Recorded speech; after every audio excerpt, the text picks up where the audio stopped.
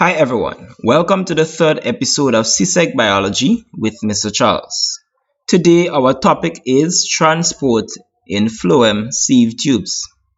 Our learning objectives are as follows: to define translocation, to provide an illustrative description of the mechanism of translocation of sugars through plant sieve tubes, to describe how the experiment with aphids and radioactive tracers was used to prove that sugars are transported by phloem sieve tubes, to describe the tree barking experiment, its effect on the transport of dissolved sugars from sources to sinks, and its contribution to proving that phloem sieve tubes transport dissolved sugars.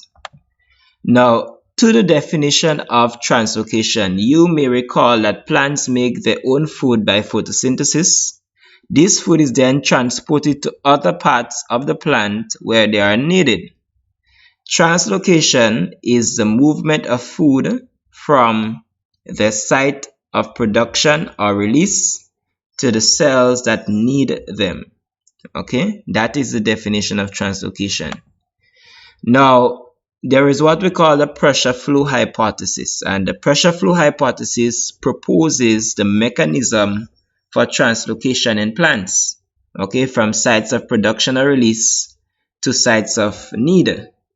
A pressure gradient helps substances move effectively from sources to sinks. And in the diagram to the right, diagram of the tree to the right, the sources are the leaves, the sinks would be the bud on top here, the fruit, and the roots. The blue arrow represent the phloem, carrying materials from sources to sinks, and the red arrow represents the xylem.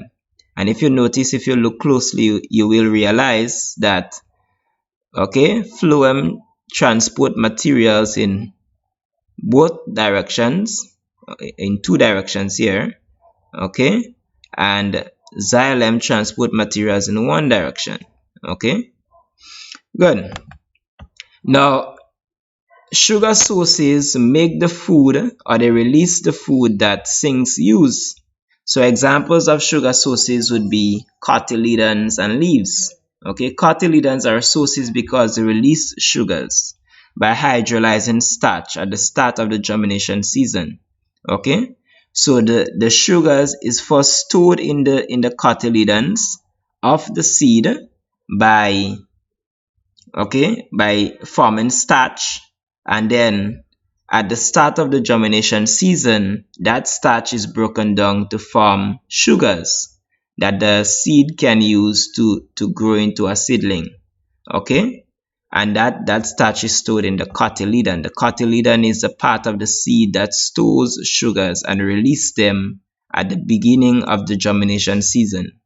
The leaves photosynthesize, or they carry out photosynthesis, and that's when they would produce glucose, and that glucose is released, so that other parts of the plant can get access to it.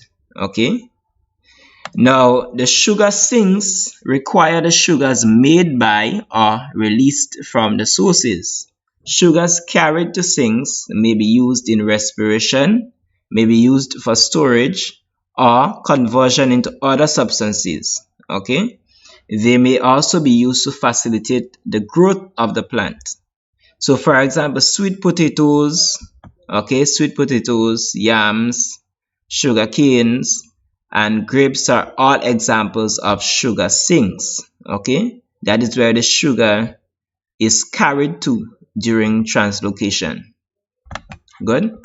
Now, let us go in depth with the mechanism by which sugars are transported or translocated through phloem sieve tubes.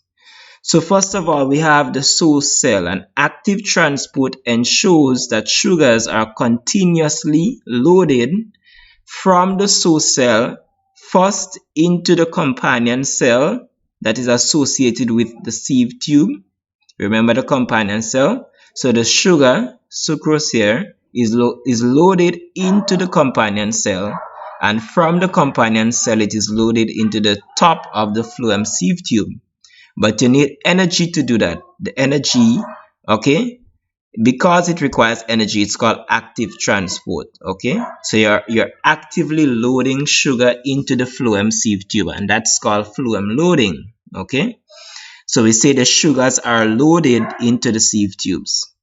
Okay, but it's very important that you know that before entering the sieve tube, the sugar molecules enter the companion cell, and from the companion cell they enter the sieve tube. Okay, the concentration of sugars in the cell, the source cell, is low, sorry. Okay, and the concentration of sugar in the top of the sieve tube is high.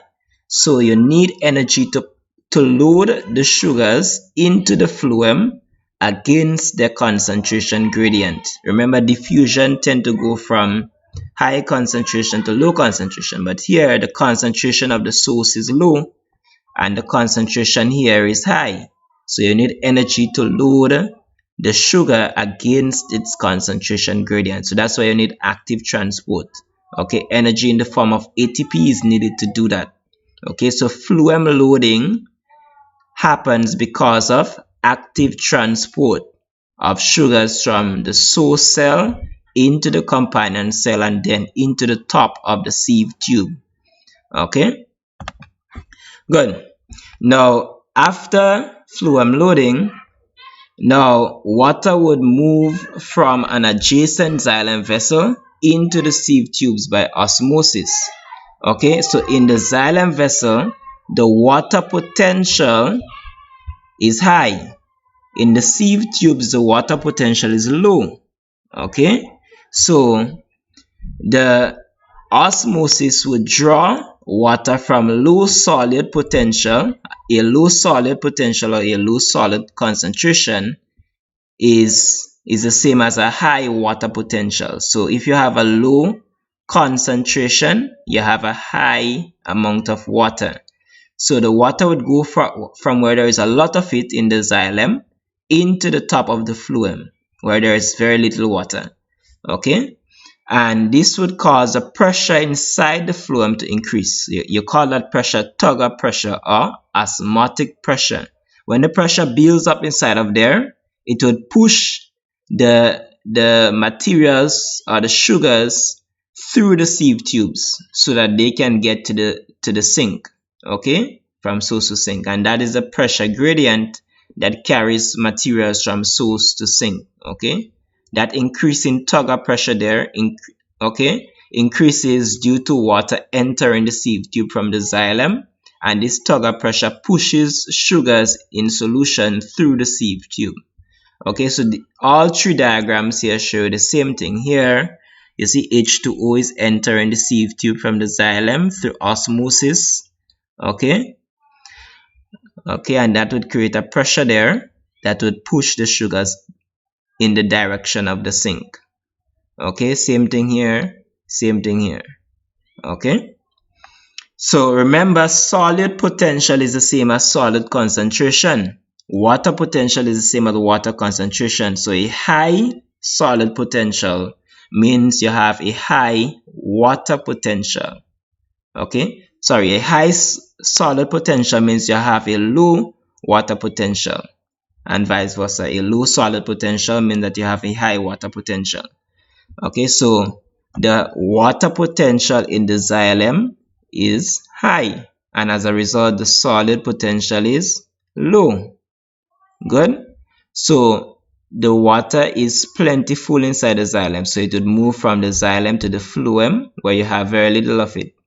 And because the water is moving into the xylem, the pressure inside, because the water is moving into the phloem, the pressure inside the phloem would increase, and you call that tugger pressure.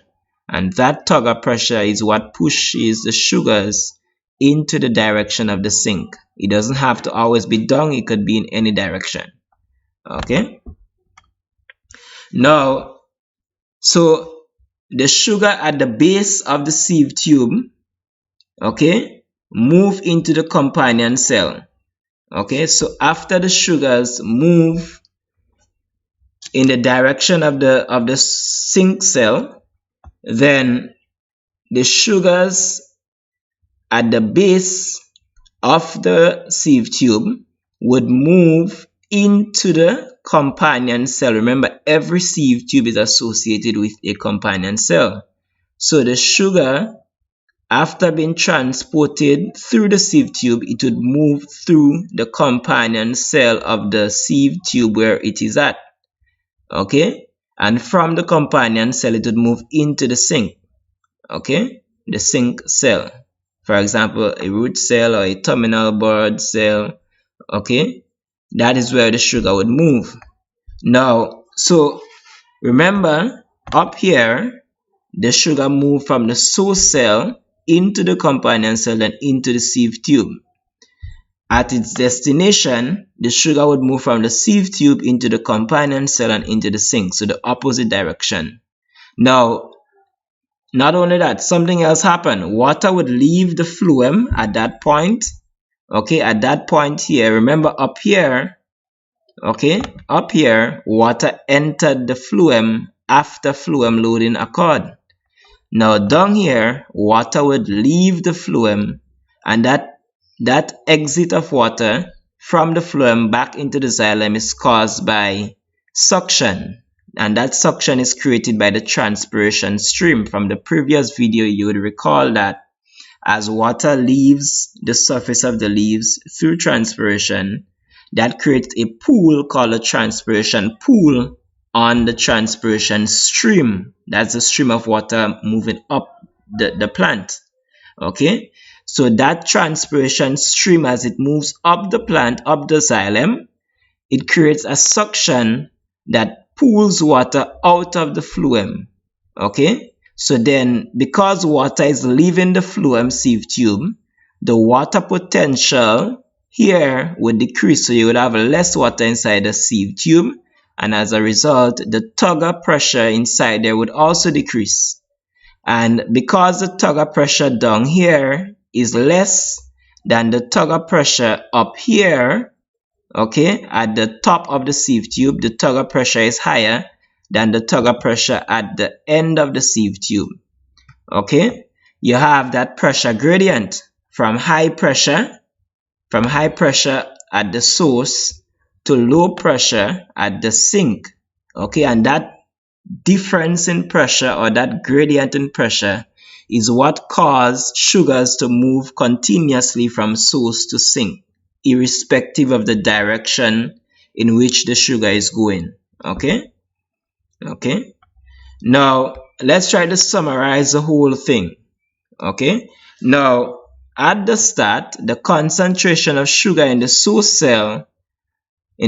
cells are often lower than the concentration of sugar in the upper ends of the phloem tube. So the concentration here is often lower than the concentration here. Okay, so you need active transport energy is needed in the form of ATP to actively pump sugars from the source against its concentration gradient into the top of the sieve tube. Okay, but before the sugar can get into the sieve tube, it needs to pass through the companion cell. Okay, each sieve tube element is associated with a companion cell.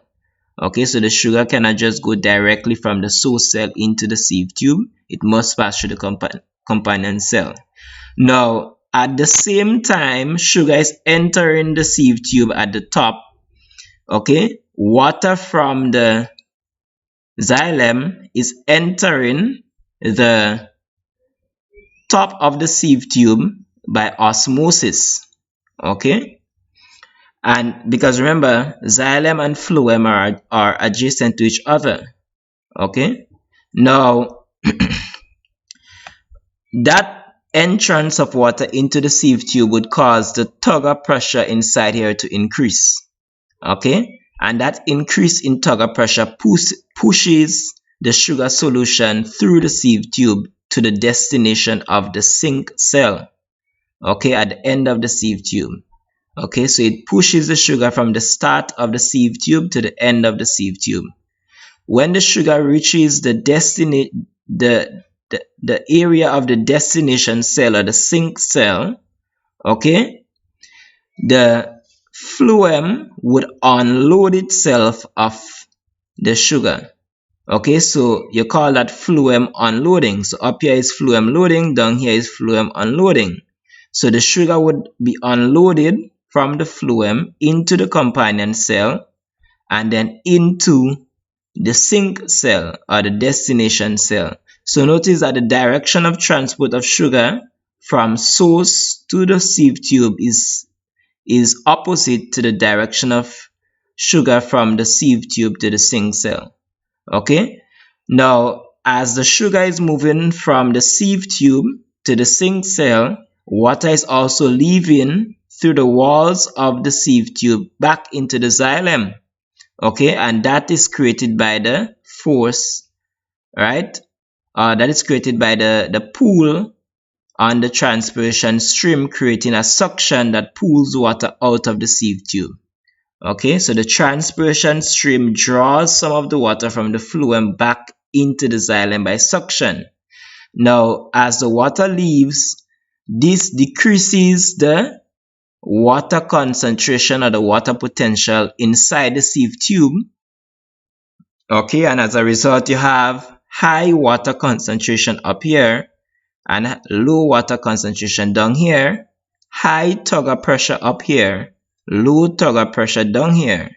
And it is because of that difference in pressure or that pressure gradient that materials can be continuously transported from one end of the sieve tube to the next end, irrespective of the direction in which the sugars are going, whether up, down, across, because phloem can transport material in any direction as opposed to xylem, which only transport materials up the plant, against gravity. Now, so that was the mechanism of transport of materials or translocation through phloem sieve tubes. Now let us look at the question, how do we know that it is the phloem and not the xylem that transport the sugars? Let's look at the proof that food materials or sugars are transported or translocated through phloem sieve tubes. Now, the first experiment we will look at is the aphids and the radioactive tracers. Then we will look at the tree ringing or the tree backing experiment or the ring backing experiment. Okay, now let's understand how aphids feed. So aphids, they feed by inserting the stylet. The stylet is this tube-like structure or this tube-like mouth part that the aphid has. So the aphid inserts its tube-like mouth part called the stylet into the phloem sieve tubes. And when those stylets are cut, sieve tube liquid oozes from the stylet for several days.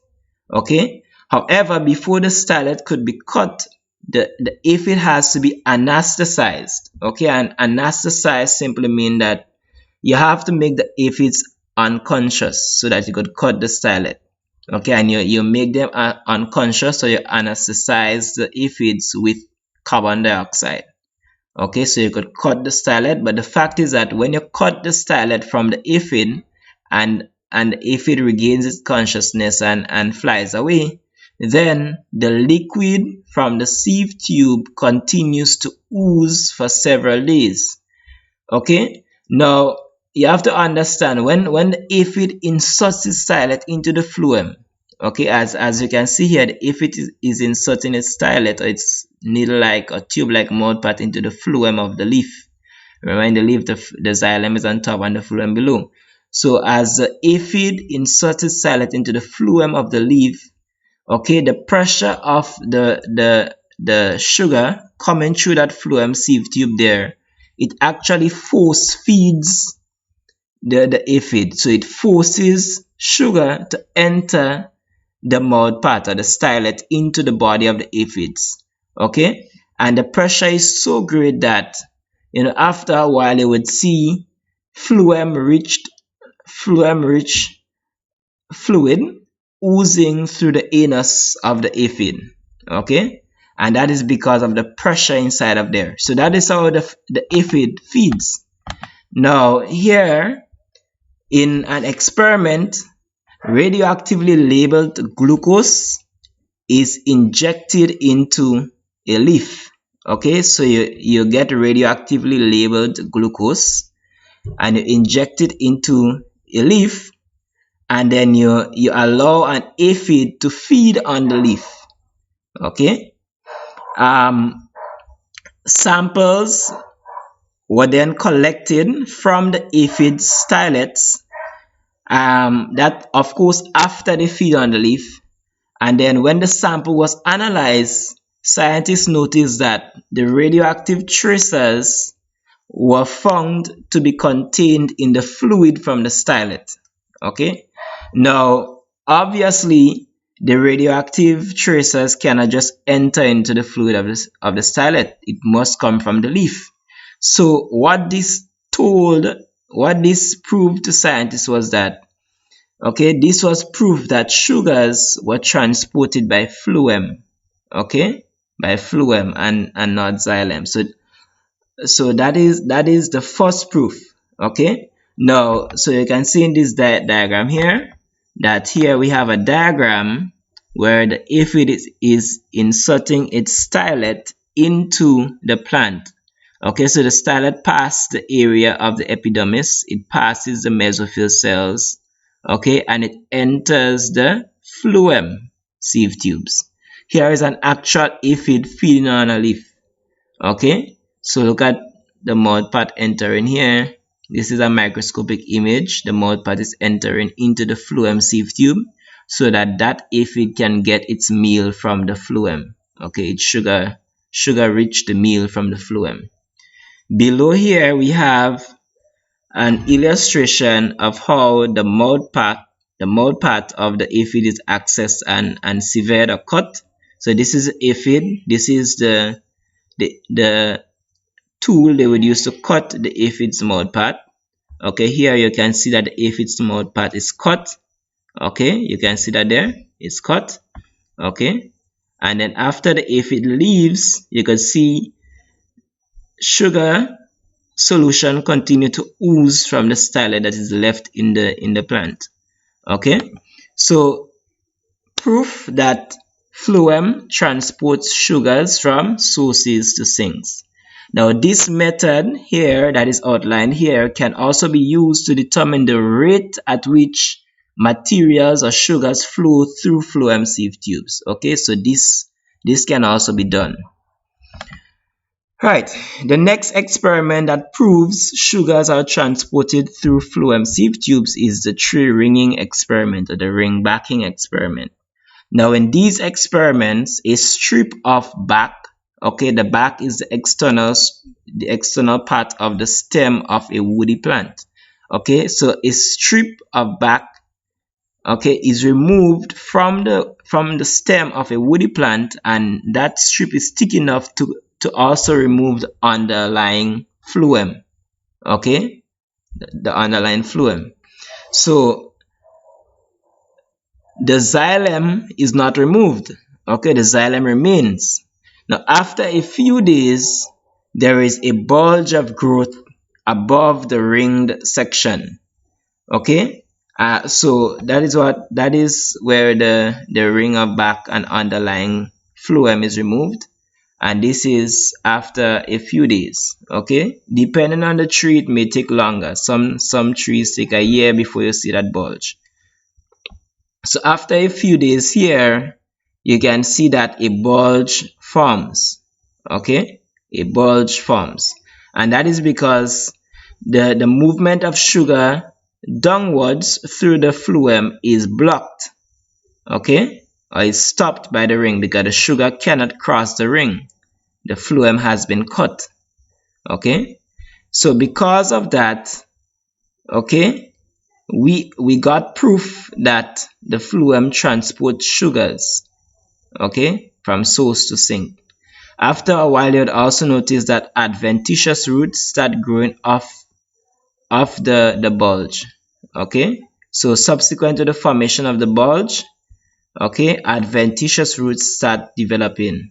okay, as can be seen here. Okay, good. Now the cells of the plant or the stem beneath the ring would stop growing, and it would start deteriorating because it is not getting nutrients, okay, to sustain itself. Now the tree would continue to live, okay, because water is flowing up the plant, so it would continue to live, but eventually it would die because the roots and the lower stem are not getting the necessary nutrients to survive. Okay, so after a while this would kill the tree. Good. So that is a tree ringing experiment. So let us summarize this lesson. First thing you need to understand is that sugars are transported from sources to sinks in plants through phloem sieve tubes by the process of translocation. Okay?